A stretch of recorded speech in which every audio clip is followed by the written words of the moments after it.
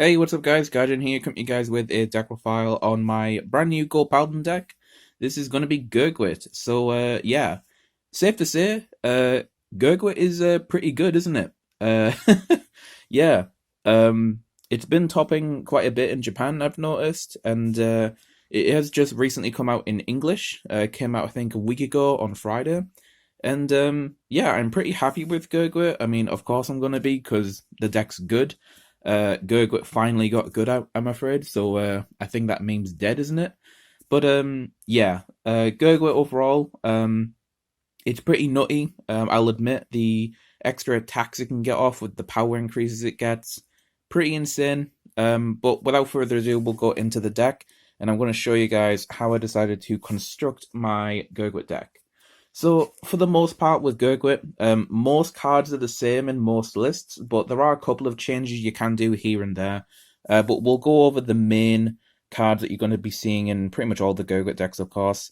So we've got to start with the man himself, Gurguit.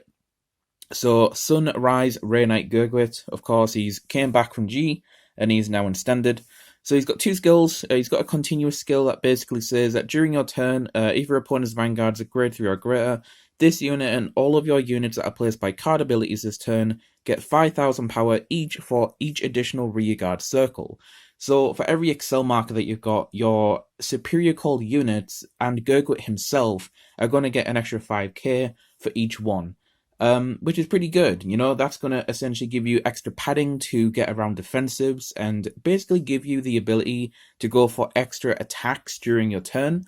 And yeah, it's been proving to be pretty deadly, especially in relation to combining this with some other cards that we got, not only in this set, but also some older cards that we got from older sets. So yeah.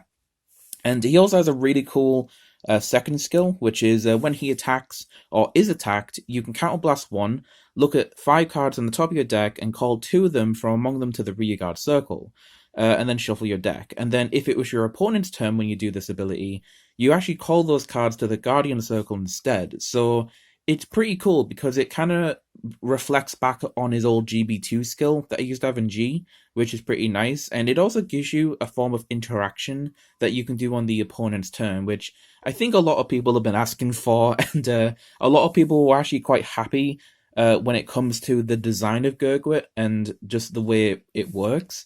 But I just don't, I think people just kind of overlooked with how the deck would function.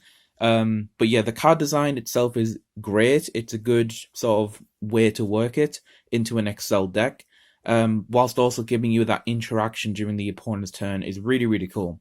So yeah, it's mainly the combination of the power as well as getting those extra calls during the battle phase that you're going to essentially just swing loads of high-powered columns or attacks themselves on the markers at the opponent, and it's kind of just going to overwhelm them, and eventually they're going to get to a point where they just can't guard everything, and it's going to kill them, right? So I don't know. I kind of feel like if they made this so that only the units on the Excel markers got the power, that might have been a bit better. But yeah, it's the fact that any unit gets the power. It doesn't have to be just on an Excel marker. It's just any unit that's superior called, or Gurguit himself, get 5k for each additional rearguard circle you've got. So they can just be on a normal rearguard circle and still get the power, as long as you've got enough extra rearguard circles to give enough power, of course.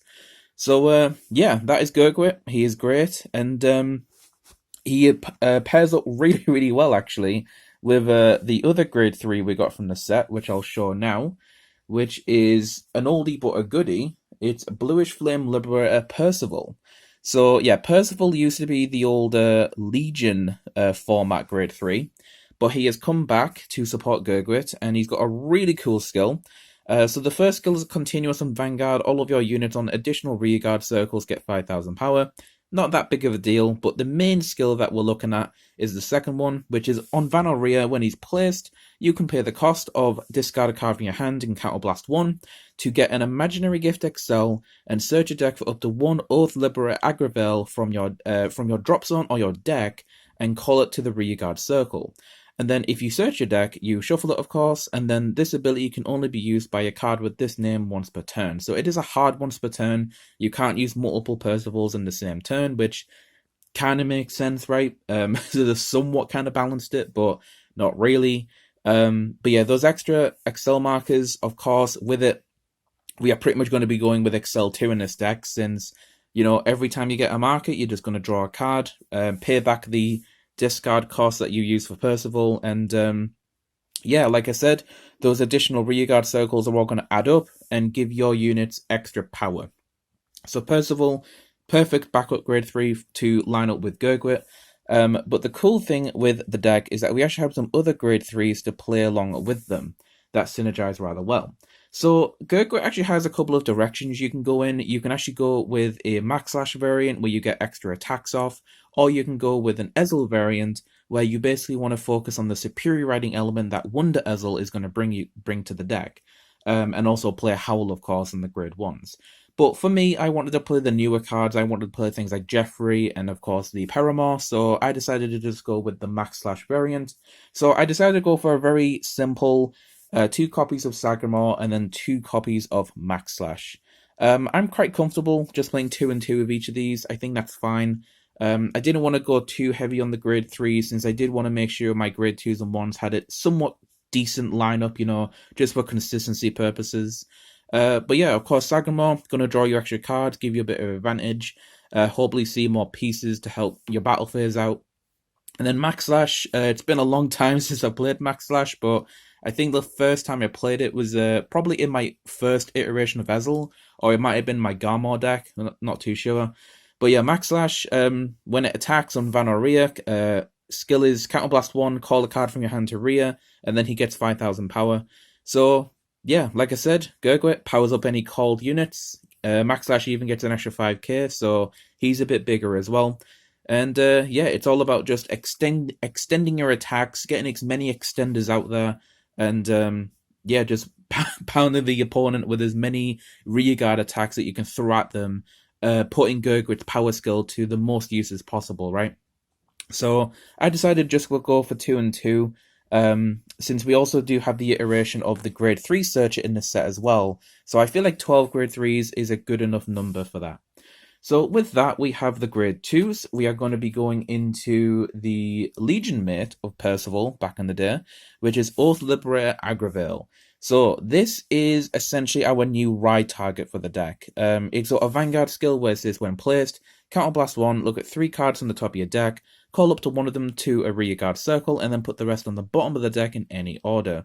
So pretty cool. It's kind of like a Vivian in that respect, but you don't have the Soul Blast, and it doesn't get the power, of course, but you are getting a free plus out of it. Now, I will say with Gurguit, you might notice a lot of players might try damage deny you in this deck, because obviously they know that if you have a Counterblast to work with, you have things like Dindrane and of course a new grade 2 to work with to help countercharge it and just spend it as much as you can. Since of course Percival and Gurguit both require Counterblasts, so I wouldn't be too surprised if you don't get this skill off on the grade 2 turn, but it's there if it's a play that you can go for. The second skill is actually pretty cool. It's when it attacks, you can pay the cost of put another rearguard into your soul, and then this unit gets 10,000 power until the end of the battle.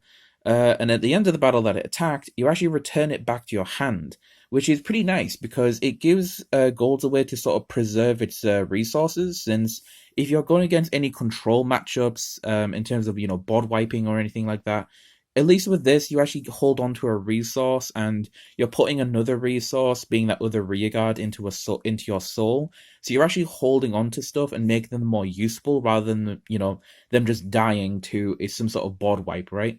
So yeah, Aglovale, really really cool, and of course you're going to be calling this out from the deck with your Percivals. So you're going to be playing 4 copies of these. And then next, we kind of have what people are calling the problem card, and I would somewhat agree. We are playing 4 copies of Flamewind Lion Wonder Ezel. So Wonder Ezel, of course known for the Ezel deck, but in this deck, we're not actually using it for the Superior Ride skill, of course. We're using it for the second skill, which is when it's placed on Rearguard Circle from anywhere, you can call a card from your hand to Rearguard Circle. So you can kind of see where we're going with this, right? If we see this through Gurguit's skill when we're attacking with it, we can call it from the top 5 of the deck and then use that skill to then call something else from our hand. Let's say, I don't know, Sagramore, and then Sagramore skill will activate, calling something else from the hand, giving us a draw as well. You can kind of see where this is going, right? So yeah, it's essentially just getting loads of multi-attack and loads of extra power on those units to just overwhelm the opponent. So I wouldn't be too surprised if they decided to restrict Wonder Ezel when it comes to a Gurguit deck, but we'll have to see. But I wouldn't be too surprised if they decided to go with that direction. I think it would probably make the most sense. But we'll have to see what they do. But yeah, that's nothing much else to talk about with Wonder Ezel, but we do have 2 more grade 2s. We are playing 1 copy of a card that I'm probably going to butcher the name of, Berengaria. Yeah, I'm probably butchered that, but either way, this card is essentially a 5th copy of Dindrane. That's the best way to look at it. It's when it's called by a card ability, you can perform one of the effects below. You can Counterblast to get a Soul Charge, or you can Soul Blast to get a Counter Charge. Pretty simple, pretty easy. Like I said, it's a 5th copy of Dindrane, so it's nice to have those extra resources to be able to, you know, get back those counterblasts so that you can use your counterblast skills, since that is, of course, one of the most important resources that we need in this deck. Soul Blast isn't really as important just because, you know, we only really have the Dindranes, this card, and of course the Sagramore that really use Soul Blast, and also your Aglovale puts rearguards into your soul, so you also have an indirect way of generating soul, so it's not that big of an issue. But the last grade 2 that I'm playing is of course the 1 copy of Perimore. Very different artwork to how it used to look in G, I feel. The G artwork looks so much different to this, but it does look cool. Pretty simple skills. Vanguard once per turn, you can Counterblast and call a grade 2 or less card from your hand to rear, and then draw a card. And then, of course, when it's placed on by a card's ability, this unit gets 5,000 power and 5,000 shield until the end of the turn, and that's when it's placed on rear or Guardian Circle. So, of course, it synergizes with Gurguit's skill and how that works. But yeah, we're playing the 1 copy of this just because it is a target that Jeffrey can add to your hand from the top 7 from its own ride skill, so it's not too bad. It does give you plus for a counterblast by calling something, so that's not terrible as well. And, you know, the extra power is actually not too shabby as well, you know, because with everything gaining a lot of power anyway through Gurguit, that extra 5k could bump you up to an extra threshold that you could, you know, pressure the opponent with. So that's pretty cool. I mean, on its own, it'll be a 14k attacker, which is pretty good against the Force matchup. But yeah, it's essentially like a 5th target, since you have the 4 Gurguit anywhere. So this is like a 5th target that Jeffrey can add if you see it, but if not, doesn't really matter. It's essentially there for extra consistency and a target for Jeffrey to add. So that is going to do it for the grade 2s. So we are going to go into the grade 1s. So first, we have a card that I really, really like the return of, which is going to be 4 copies of Gorboduc. So this artwork looks really, really clean and really, really nice. But yeah, essentially, this is the grade 3 searcher for the clan. So the power skill in terms of getting the 5,000 power, pretty simple. You just need to call 2 or more units during your turn, and it's a 13k attacker or booster. But yeah, besides from that, it's your typical grade 3 searcher. And safe to say in this deck, considering we have so many grade 3s in this deck, we're probably going to hit something more times than often. And the great thing is that all of the grade 3s are useful, right? We want all of the grade 3s in this deck, so seeing something is going to be good. So you definitely want to play 4 copies of Gorboduc. Now, next to Gorboduc, we of course going to be using the 4 copies of Dindrane, since Dindrane is of course our resource management card in terms of getting our counterblast back. We don't really use the draw aspect of Dindrane that much in this deck, just because we do want those counterblasts, but if you do find an opportunity for it and you don't mind it, go ahead.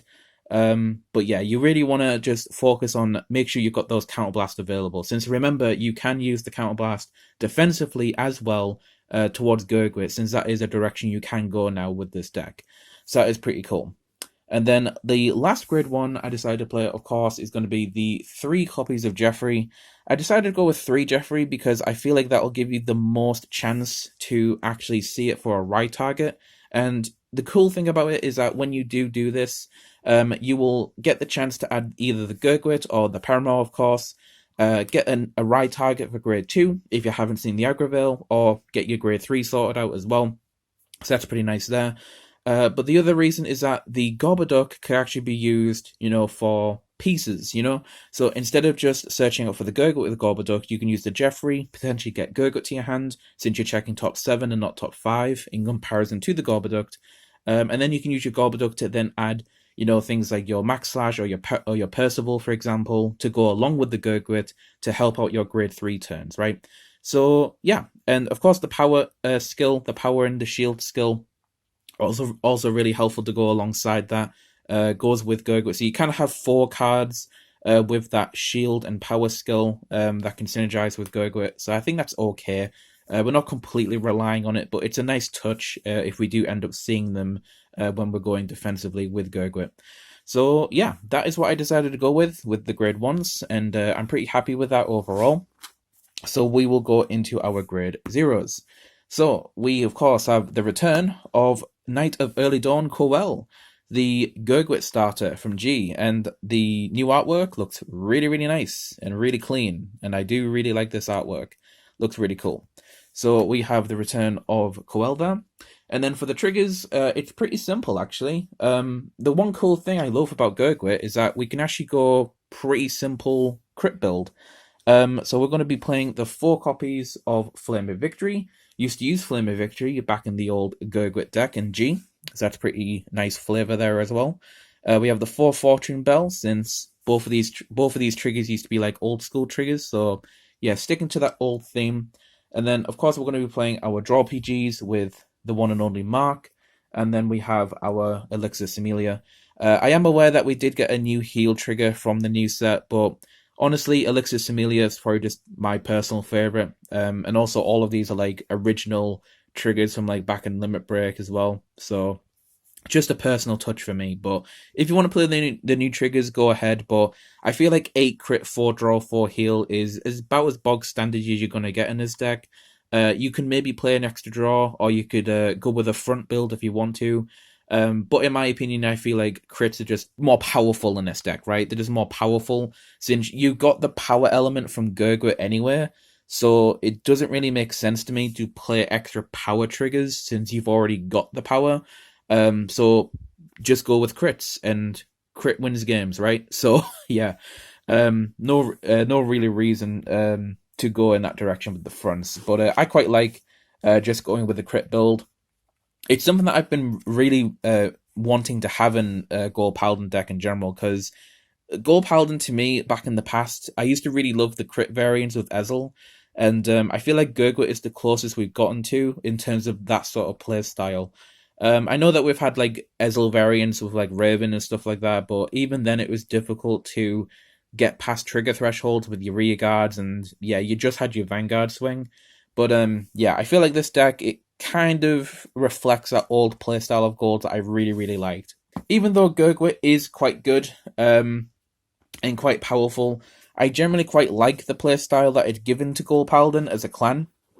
And yeah, we'll have to see what they do to it. I mean, like I said, I think the only thing I could see happening is the Wonder Ezel restriction, but who knows? Maybe they might not do anything, but we'll have to see what happens. But it has been topping, I think, for like the past 2 sets, because Japan got Bermuda recently. So yeah, and Gurguit is still quite prominent over there. So yeah, we'll have to see what happens. But either way, in terms of new stuff that's coming out next year, we have Sanctuary Guard Dragon to look forward to, which is going to be pretty cool. Quite interesting deck to look at for Royals, since we will have a restanding Vanguard for the clan, which is pretty cool. That isn't Exculpate. That doesn't count.